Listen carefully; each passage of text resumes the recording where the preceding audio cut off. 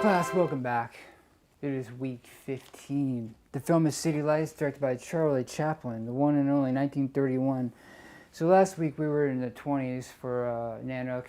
So we're not. This isn't a film that comes before Nanook. This comes after it. But it made more sense to save this one for this particular spot. Charlie Chaplin. Everybody's heard of Charlie Chaplin, but not everybody's seen a movie by Charlie Chaplin. And when you get into this space, it's actually kind of challenging because, first of all, these are silent films. Most of his films are completely silent. He's got a couple that have elements of the talking of sync sound films. So, for a lot of people, it's a daunting space because they are compared to contemporary entertainment, slower. But if you give them some space, okay. In other words, to watch this film, turn your phone off or put it in your freezer. Right? Put it in the fridge, just get it away from you. Get into a quiet space where you can get the first 30 or 40 minutes without any interruption. If you can do that, the film will grab you, right? You'll slip right in and then you're good. If you are distracted and you're doing other things for the first 20 minutes and you're trying to do two things, it just won't work. The films aren't as intense as what we're used to now. Charlie Chaplin is, without question, one of the greatest directors to ever work in America. He is phenomenally talented. He is a writer, he is a director, and most importantly, he is the performer. And he is an extraordinary performer. So he's got both ends of the spectrum, and he's working like that. It's just like as good as you get, right? Okay. A couple of just sort of information things. In filmmaking, there's a thing called a shot ratio, or a shooting ratio. Shot ratio is a ratio that compares the numbers, it's the minutes or hours of film shot against the length of the final film. So if you made a documentary, and say you shot 10 hours of footage, and the final film was 1 hour, your shot ratio would be 10 to 1, right? A lot of television commercials have very, very high shot ratios. It can be 100 to 1. There's some documentaries that are 300 to 1. In other words, for every 300 minutes of footage shot, there's only 1 minute in the final film. And this surprises people who've never done this stuff before, but this is really typical. This film, City Lights, has a shot ratio of 39 to 1. Now, what that suggests is that Chaplin was doing a lot of takes and he was doing a lot of work to improve the scenes and get them off the ground. So in other words, imagine 40 minutes of film and only 1 minute gets used and put into the final piece. It means that there was a lot of material created that wasn't used, and it sort of shines some light on his creative process. Okay, you guys, let's talk about studio language. This is in here because I think it's really hard for new filmmakers to figure out how to manage the language they're being given and how that matches against what they're actually doing.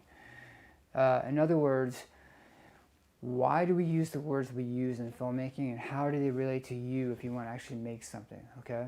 What are the words, the dominant language of filmmaking? If you talk about the process, is pre-production, production, post-production, okay? You ask a filmmaker, how's it going? What are you doing with your film? They say, well, I'm in production, I'm in pre-production, I'm in post-production. Pre-production is the time when you're getting the film ready. Scripting, storyboarding, all the organizational stuff, getting locations, casting actors, all that's pre-production. Production is when you're actually shooting. That can be a very short amount of time sometimes. Post-production is when you're putting everything together in the edit, sound mixing, sound editing, color correction, everything else, all the outputting. If you talk to someone about the creative process of film, here's what will happen in their brains. Here's an image, okay? You got pre-production, production, post-production, and the language suggests that all three units are equals in terms of effort. This is the first problem.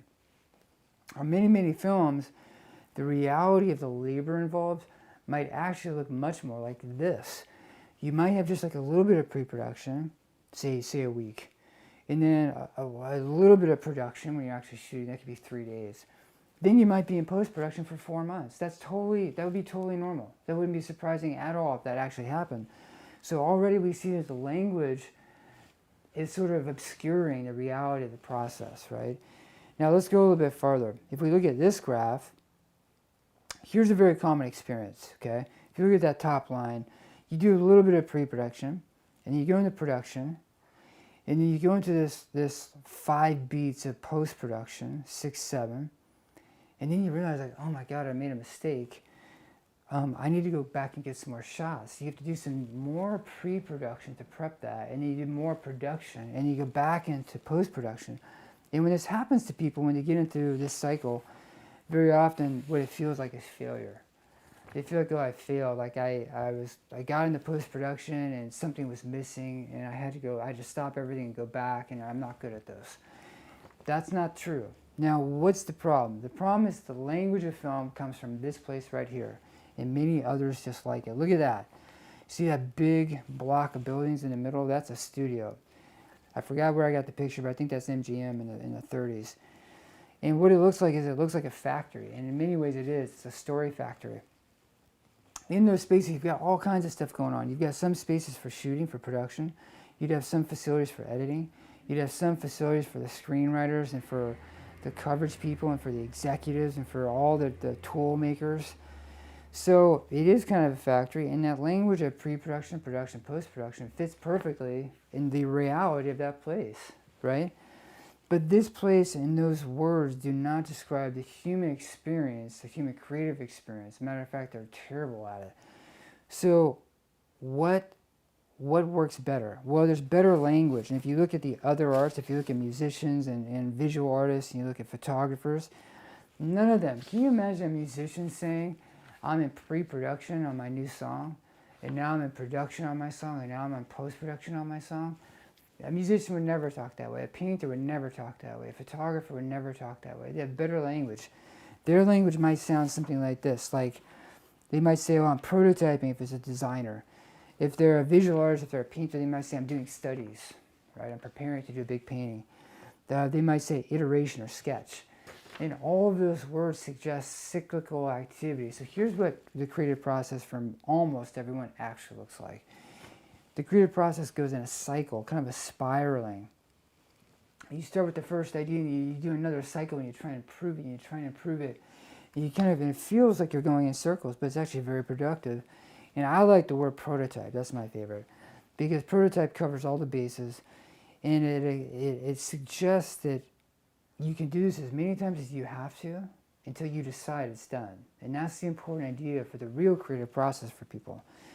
Now, I want to show an example real quick of how this works with a real piece of art. Take a look at this painting. This is a painting done in 1942 by a very well-known artist named Ed Hopper. The painting is called Nighthawks. It's got a very noir feel, does it not? Now, most people, if you ask them, how did this painting get created? They say, well, they would imagine a painter in a studio probably with a canvas, it's empty. And they would imagine the artist maybe thinking about it for a while. And then, like a lot of people, they may assume that artists are some form of genius. And then the artist would simply start from inspiration. That's what everybody likes to talk about, is inspiration. And then would execute this painting, and some hours will go by, and the artist would step back and go, there it is, it's done. That can happen, but that's not how this happened. And it's not how you should ever expect anything you make to have happen. When that does happen, it's great. But that's not reliable. What's very reliable is this prototyping process. Now, here's how this painting actually got created. Here is Ed Hopper's first sketch. You can call this, now painters will call these studies sometimes. You call it a sketch, you call it a prototype, it's all the same. Here's the first one. So he's just figuring out the basic geometry, right? It's just rectangles. You know, what's the balance of the painting going to be? Now, the next image is not a continuation. This is not him drawing on the same thing. He puts the first one aside and he starts over. Here's the second prototype. Now you can see him working on some shading here. There's more detail in the windows. There's shadows. And the geometry is improved and refined. Here is the third prototype. Again, a totally separate drawing. It is not a continuation. Now we see people up here. We get more details in the background.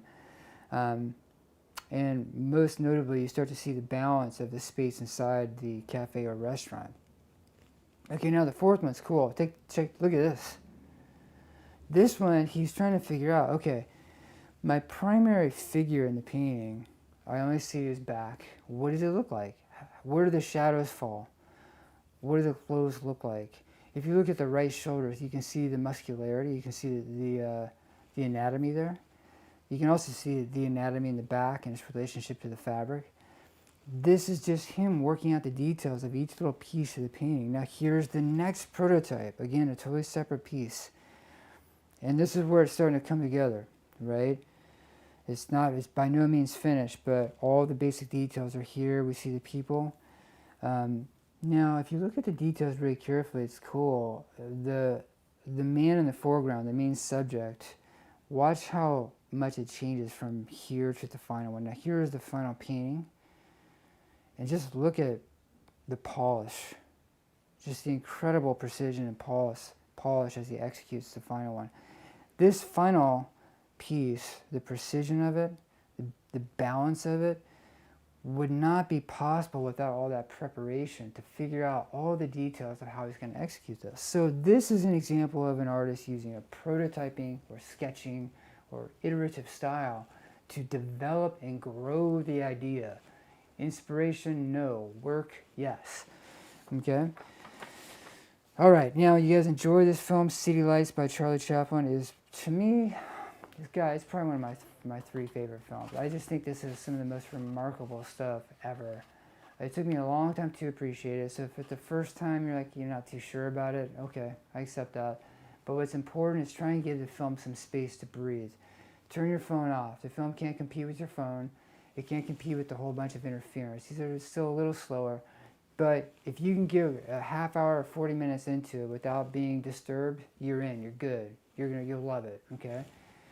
Look at the amazing choreography of a few of the scenes. Look at the boxing match. Look at the spaghetti scene. I mean, this is like as good as it can ever be for this style of performance. Chaplin was an absolute master.